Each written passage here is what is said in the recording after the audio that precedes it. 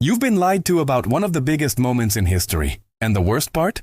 Almost everyone believes it without question. I'm talking about a historical event that's been twisted, manipulated, and completely misunderstood for decades. And in 2025, this myth has become more controversial than ever before. People are arguing about it online, historians are taking sides, and the truth is buried somewhere in the middle of all this chaos. So today we're going to break down exactly what this myth is, where it came from, why so many people got it wrong, and what the actual evidence tells us. Because once you see the real story, you won't be able to look at history the same way again. Let me start by asking you something.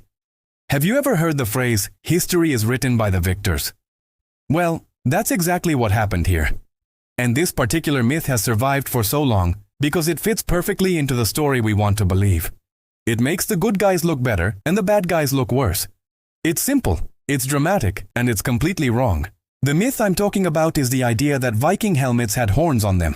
Wait, before you click away thinking this is going to be boring, stick with me. Because this isn't just about Vikings, this is about how easily entire societies can be fooled into believing something that never happened. And the reasons why this myth exists reveal something disturbing about how we consume historical information. Let's get into the problem. Right now, if you go to any costume store, any cartoon, any video game, or even most history books written before the 1990s, you'll see Vikings wearing these massive horned helmets. It's everywhere. Kids grow up seeing it. Adults never question it. And when someone finally says, actually, that's not true, people get angry. They feel like their childhood is being attacked. They argue back. They say, but I saw it in that documentary, or my teacher told me that. And that's the issue. This myth has become so deeply embedded in our culture that correcting it almost feels like you're erasing part of history itself. But here's the thing. Real history doesn't care about our feelings.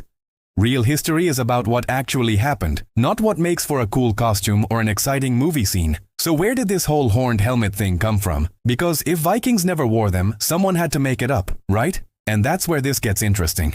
The horned helmet myth actually comes from the 1800s. Specifically, it comes from a guy named Carl Emil Doppler, who was a costume designer for an opera. Yeah, you heard that right, an opera. In 1876, there was this massive opera production of Richard Wagner's Der Ring des Nibelungen, and Doppler was in charge of making the costumes look dramatic and mythological. So he added horns to the Viking helmets because it looked cool and intimidating on stage.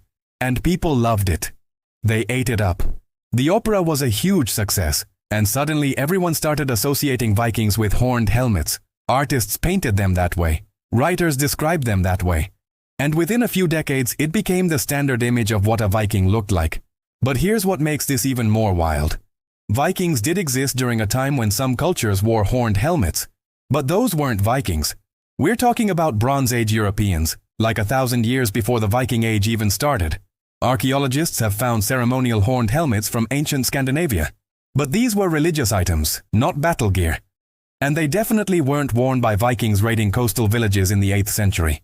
In fact, actual Viking helmets were pretty boring by comparison. They were simple, rounded metal caps, sometimes with a nose guard. That's it. No horns, no wings, no crazy decorations. Why? Because horns on a helmet would be absolutely terrible in combat. They'd get caught on things. They'd give your enemy something to grab onto. They'd throw off your balance. Any Viking who wore horns into battle would probably die pretty quickly, and natural selection would take care of the rest. We actually have archaeological evidence of real Viking helmets. One of the most famous is the Geirmundbu helmet, found in Norway in 1943. It's from the 10th century, right in the middle of the Viking Age. And guess what? No horns. It's just a simple iron helmet with eye guards. That's what Vikings actually wore. But the myth persisted anyway. And it got even worse in the 20th century when movies and TV shows started depicting Vikings. Hollywood loved the horned helmet because it was visually distinctive. You could immediately tell who the Vikings were in a battle scene. It became shorthand for "these are the Vikings." And once Hollywood adopted it, there was no going back. The myth was cemented into popular culture. Now you might be thinking, okay, so Vikings didn't wear horned helmets. Big deal, who cares? It's just a costume thing, right? Wrong. Because this isn't just about Vikings. This is about how historical myths get created and spread. And once they're out there, they're almost impossible to kill. Think about all the other historical facts you learned growing up. How many of them are actually true? How many are just myths that got repeated so many times that everyone assumed they were real? Here's another example. You've probably heard that people in medieval times thought the earth was flat, and Columbus proved them wrong. Completely false. Educated people in medieval Europe knew the earth was round. Greek scholars figured that out thousands of years earlier. The flat earth myth was created in the 1800s by writers who wanted to make medieval people look stupid compared to modern society. Or how about this one? Napoleon wasn't actually short. He was average height for his time, around 5'7". The myth that he was tiny came from British propaganda during the Napoleonic Wars. They made fun of his height to diminish his image, and it stuck. See the pattern? Historical myths often get created for a specific reason. Sometimes it's propaganda. Sometimes it's entertainment. Sometimes it's just a mistake that gets repeated. But once they're established, they take on a life of their own. And in 2025, this has become even more controversial because of social media. Now, when historians try to correct these myths, they get attacked online. People accuse them of being politically correct or trying to rewrite history. But they're not rewriting history. They're trying to correct the fake version that got written in the first place. The Viking helmet myth is a perfect example of this. When museums and educational programs started removing horned helmets from their Viking displays, people got upset. They felt like something was being taken away from them. They didn't understand that what was being taken away was never real to begin with. And this brings us to the bigger question. Why do we cling to these myths so strongly? Why do we get defensive when someone tells us we've been wrong about something? Part of it is just human nature. We don't like being wrong. We don't like finding out that something we believed our whole lives was false. It feels like we've been tricked, and nobody likes that feeling. But there's something else going on too. These myths become part of our cultural identity. The image of Vikings with horned helmets isn't just about historical accuracy. It's about how we've imagined Vikings for over a century. It's in our movies, our books, our Halloween costumes, our sports team logos. Changing that feels like losing something, even if that something was never real. And that's what makes this so controversial in 2025.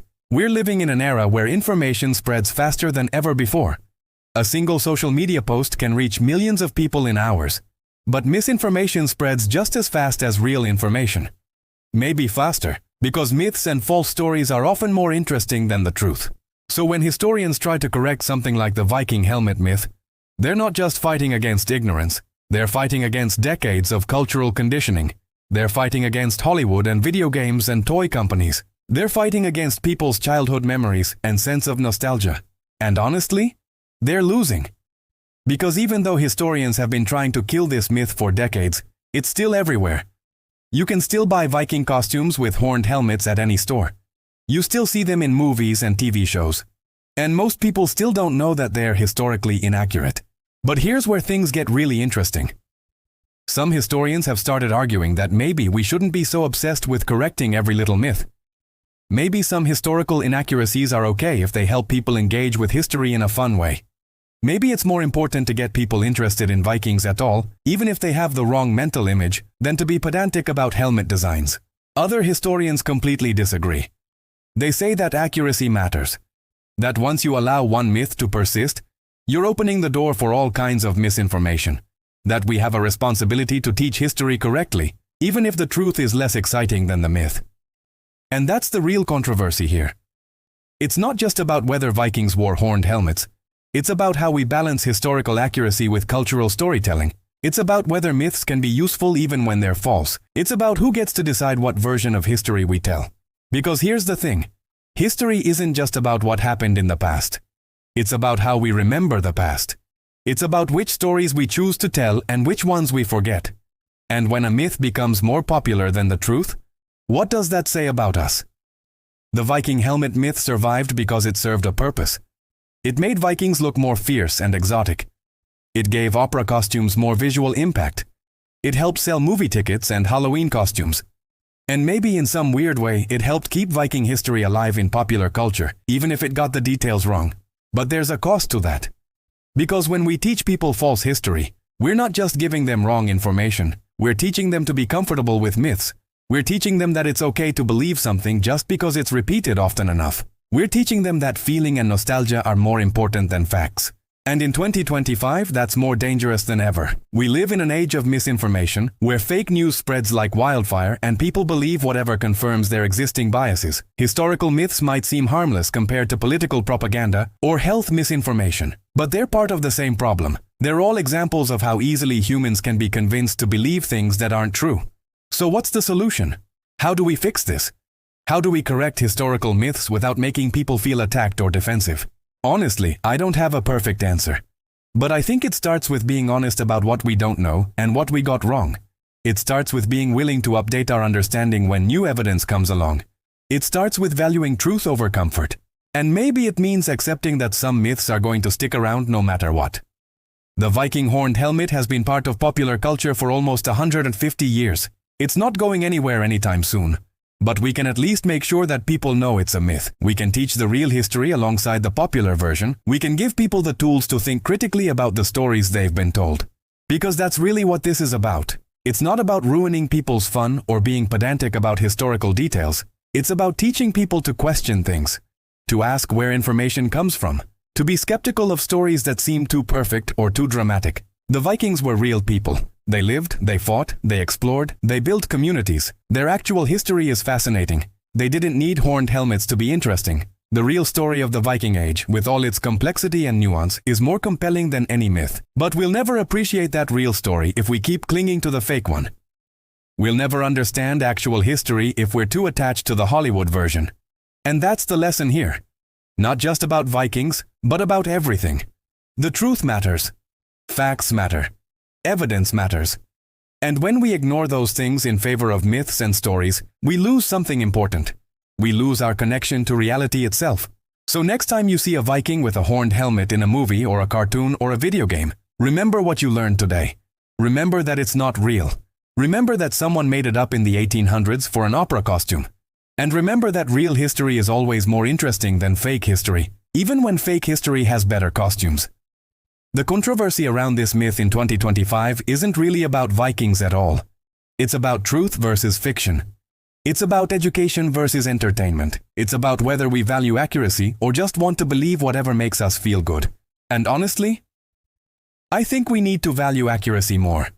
Not because it's fun, but because it's necessary. Because a society that can't tell the difference between myths and facts is a society that's in serious trouble. The Vikings didn't wear horned helmets. They never did. And admitting that doesn't diminish them. It doesn't make their history less interesting. It doesn't ruin anyone's childhood. It just means we're finally ready to see them as they actually were, instead of as we imagined them to be. And maybe that's scarier than any horned helmet could ever be. Because it means accepting that we've been wrong. It means changing our minds. It means letting go of comfortable myths in favor of uncomfortable truths. But that's what real history demands. And that's what makes it worthwhile. If this changed how you think about history, hit that subscribe button for more myth-busting content.